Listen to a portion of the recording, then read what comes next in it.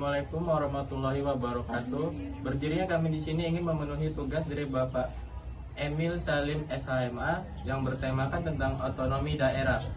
Sebelum itu, izinkan saya memperkenalkan diri. Saya Ilyas Firdana selaku moderator dan beberapa teman saya. Saya Ditya Pertama Sikiring. Saya Nehemia William Hitra. Saya Rizky Ajar. Saya Rio Fadli.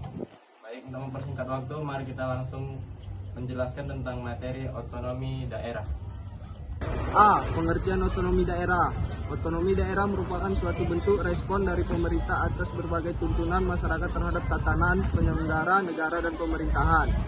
Adanya otonomi daerah adalah sebagai wujud adanya perubahan paradigma dalam pelaksanaan pemerintah di Indonesia yang selama ini atau sebelum era reformasi bersifat sentralistik, telah tidak sesuai lagi dengan tuntunan kehidupan masyarakat Indonesia saat ini. B. Prinsip-prinsip pelaksanaan otonomi daerah. 1. Memperhatikan aspek demokrasi, keadilan, pemerataan, potensi, dan keragaman daerah. 2. Didasarkan atas otonomi luas, otonomi nyata, dan bertanggung jawab.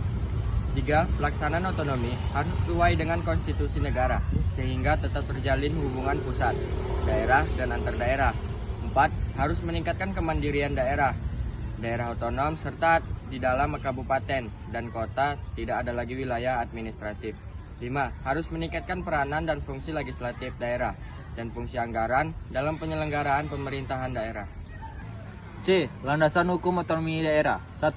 Pasal 18 ayat 2 Undang-Undang 1945 berbunyi, pemerintahan daerah provinsi, daerah kabupaten, dan kota mengatur dan mengurus sendiri urusan pemerintahan menurut asas otonomi dan tugas pembantuan.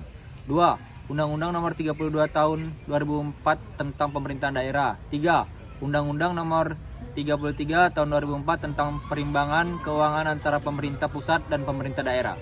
Asas-asas penyelenggaraan pemerintahan daerah atau dari pemerintahan pusat. 1. Asas desentralisasi, yaitu penyerahan wewenang pemerintahan oleh pemerintahan pusat kepada daerah otonom untuk mengurus dan mengatur urusan pemerintahan dalam sistem negara kesatuan Republik Indonesia, sehingga pada akhirnya menjadi urusan pemerintahan daerah. 2. Asas dekonsentrasi, yaitu pelimpahan wewenang pemerintah oleh pemerintahan pusat kepada gubernur sebagai wakil pemerintahan dan kepada instansi vertikal wilayah tertentu. Dan pada hakikatnya, hal itu tetap menjadi urusan pemerintahan pusat.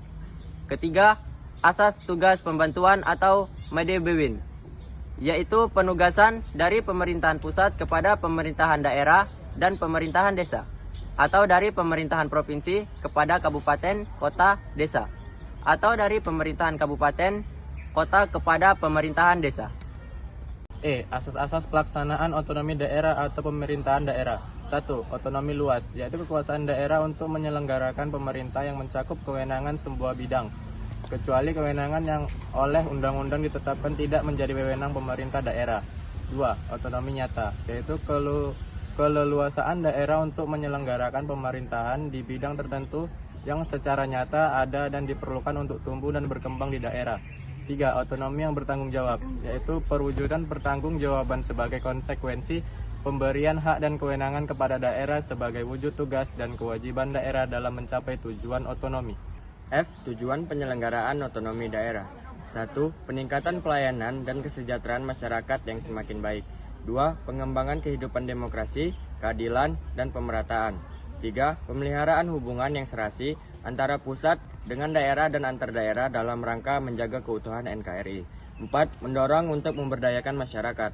5. Menyembuhkan prakasa dan kreativitas, meningkatkan peran serta masyarakat, dan mengembangkan peran dan fungsi DPRD. Demikian penjelasan dari kami tentang materi otonomi daerah. Dan apabila ada kesalahan, kami mohon maaf. Dan apabila Bapak ingin mengatakan sayang pada kami, silakan Bapak bilang kepada kami.